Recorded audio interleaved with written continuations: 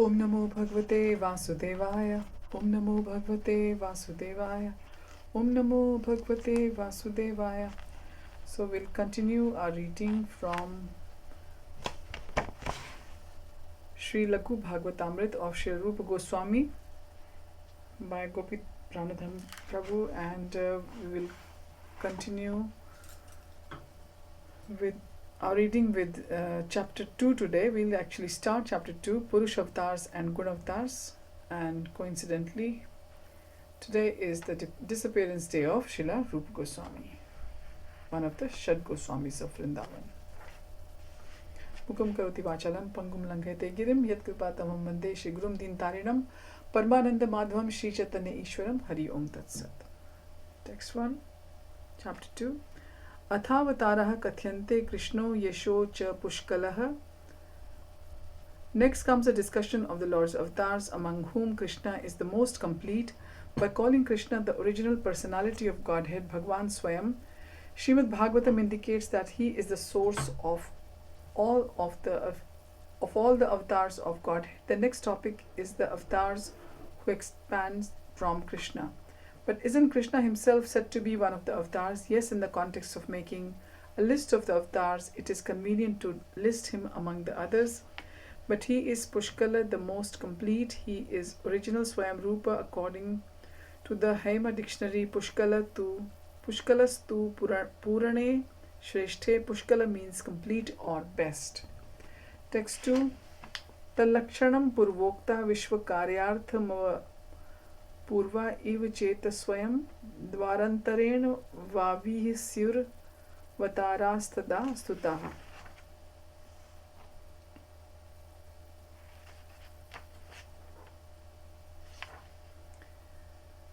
Here is the definition of avatar. When the above mentioned forms of the Lord appear unprecedentedly for various purposes in the material creation, either solely or by their own power or through some agency, they are called avatars. The first chapter of this book defined the major categories of the Supreme Person's expansions. The forms of Godhead in each of the categories described there becomes avatars. Then they descend from the spiritual to the material world. Avatars can appear through parents as expansions or without the help of any agency. Among those who appear through parents are Lords Krishna and Ramchandra.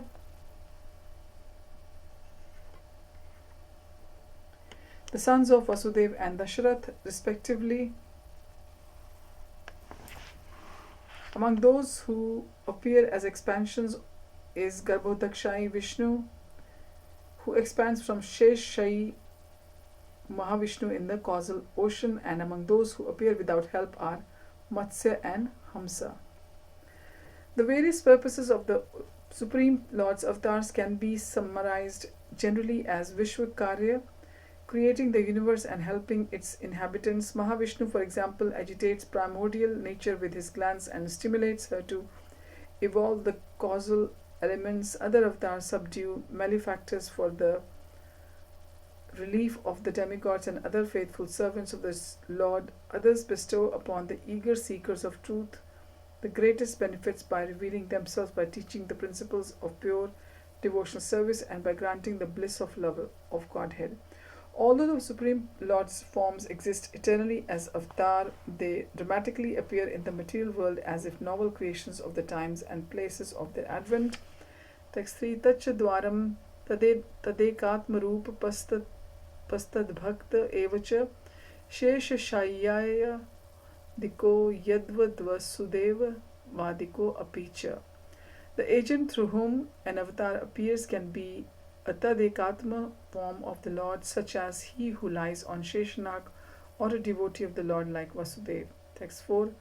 Purushakhya gunatmano lilatmanaschate tridha. The Lord's avatars are of three kinds: the Purushas, those who preside over the modes of nature, and those who appear in order to perform pastimes. Lord Chaitanya explained these divisions of avatars in his instructions to Sanatana Goswami. This is from Chaitanya Charitamrita Madhya Leela, chapter 20, verses 244 to 46.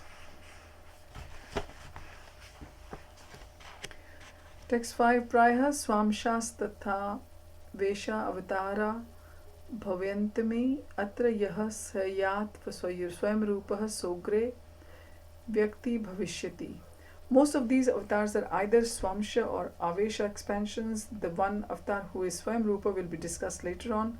Mahavishnu is an example of Swamsha avatar. The four Kumars and Prithu are Avesha avatars. This verse qualifies its first assertion with the word Prayah, or the most part, for the most part, because sometimes the Swayam Rupa, the origin of all other forms of gods, descends to the material world. That most special of avatars will be discussed at length in the 5th chapter of Śrī Laghu Bhāgavatāmrta. Text 6. Tatra Purusha Lakshanam Yatha Vishnu Purane Tasyaiva Yono Gunabhugag Bahudaik Eva Shuddhopayo Shuddha Eva Murti Vibhaga Bhede Jnananvit Sakalasat Tattva Vibhuti Karta Tasmai Natosmi Purushaya Sada Vyapyaya Tasyev Anu Purvakta Parmeshwarat Samananti Tarmiti Swami. Among the three kinds of avatars, the Purusha avatars is described as follows in the Vishnu Puran. I bow down to the always infallible Purusha who appears from the original Supreme Lord. The Purusha is completely transcendental, although he seems otherwise when he expands himself into various personal forms who associate with the modes of material nature. He possesses perfect knowledge and manifests all the material beings in the wonderful material creation. Sridhar Swami comments that Tasyeva Anu, he appears afterwards, indicates that he expands from the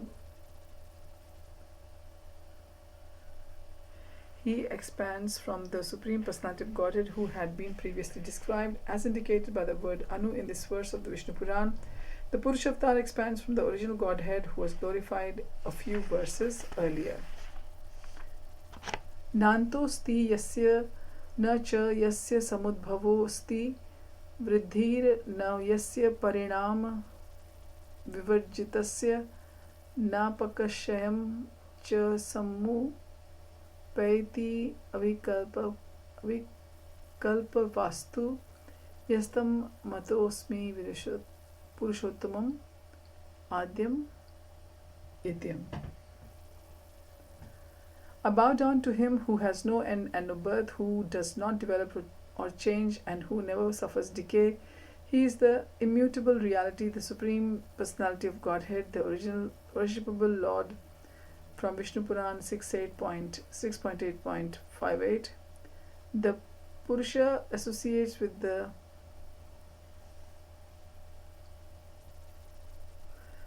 material nature only to the extent of glancing at Prakriti at the beginning of creation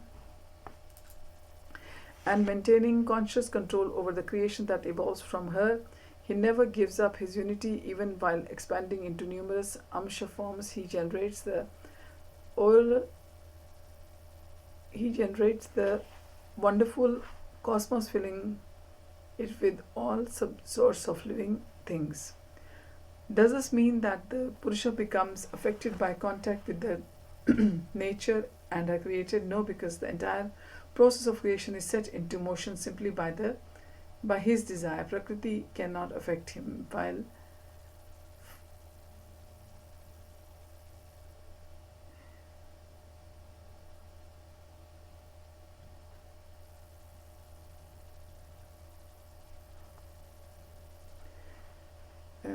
entire process of creation is set into motion simply by his desire. Prakriti cannot affect him. Even while the material world is being conducted by his Prakriti, he remains uninfluenced thanks to his inconceivable personal energy.